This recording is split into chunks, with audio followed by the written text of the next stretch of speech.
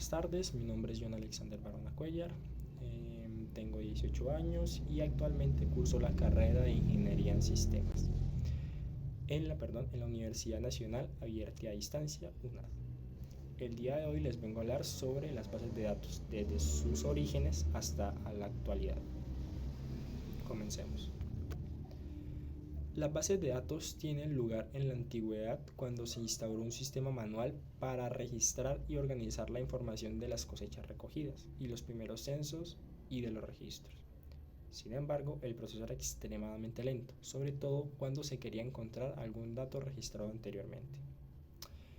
Como pueden ver en la imagen aparece una persona.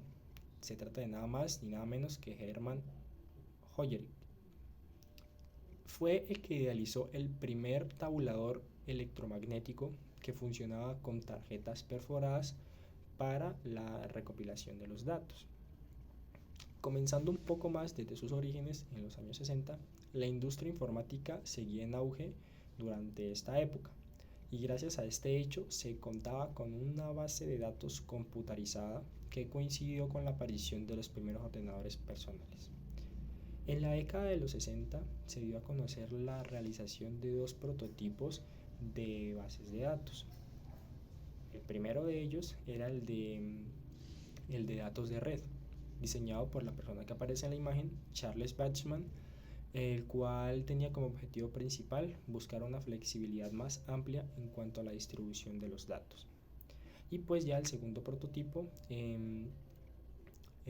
tenía algo muy en particular, que era que su estructura o la estructura de los datos, valga la redundancia, tenía forma de árbol o de ramas de árbol. Pasando a otra época, en los años 70, el famoso modelo relacional de las bases de datos se hizo presente durante la década de los 70, gracias a Edgar Frank Codd. Este científico informático de origen inglés marcó un antes y un después en la evolución de las bases de datos, gracias al desarrollo de teorías relacionadas con el modelado de datos. En la década de los 70 también surgió el lenguaje de consultas estructuradas, en otras palabras, SQL, el cual tiene un sistema de programación que es pues relativamente fácil para tanto la estructuración como la recuperación de datos. Y ya llegando a los años 80 y 90, el lenguaje SQL se convirtió en el estándar tanto del Instituto Nacional Estadounidense de Estándares, entre paréntesis ANSI, como de la Organización Internacional de Normalización, entre paréntesis ISO, entre 1986 y 1987 respectivamente. Datos interesantes que podemos recopilar de esas dos épocas es que en los años 80 el lenguaje SQL se llegó a estar en los primeros puestos, incluso compitiendo con grandes como lo eran los de tipo jerárquico y de red.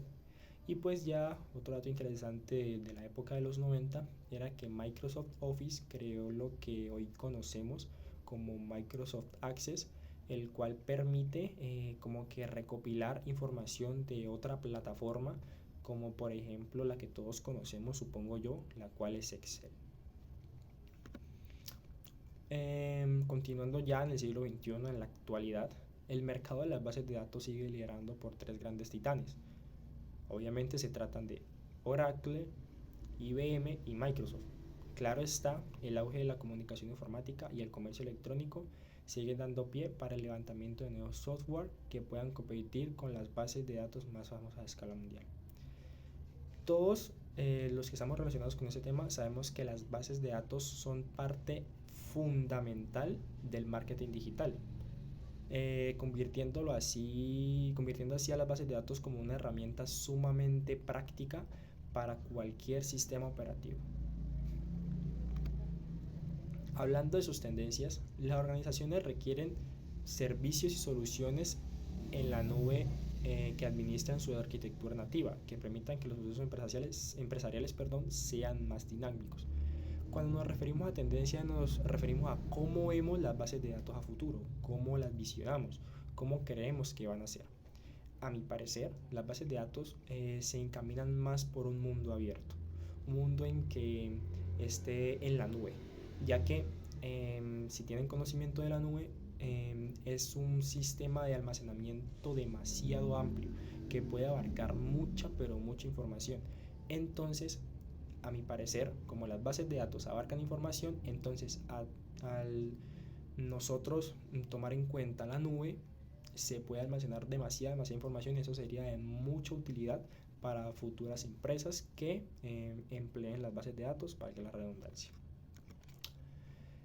Se nos pide también dar un ejemplo de utilización de bases de datos y pues yo lo relacioné con los historiales médicos. ¿Por qué historiales médicos?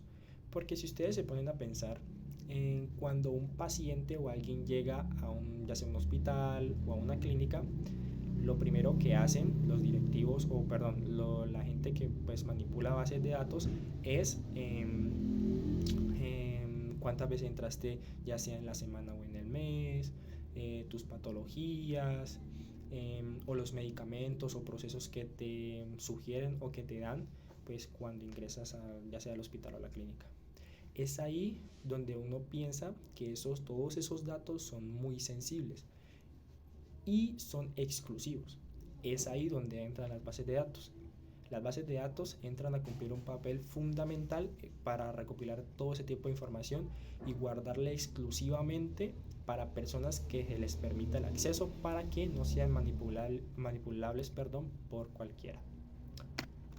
Y ya dando una conclusión, es que las bases de datos son muy importantes ya que nos ayudan a recopilar información digamos una empresa en un único lugar, ya que los datos que estén almacenados en la base de datos puedan ser compartidos para los miembros de dicha empresa, mejorando así el sistema de información mejorando así el sistema de organización para la información relevante de la misma. Y pues ya esto es todo, espero haya sido de mucho interés y pues gracias por su comprensión.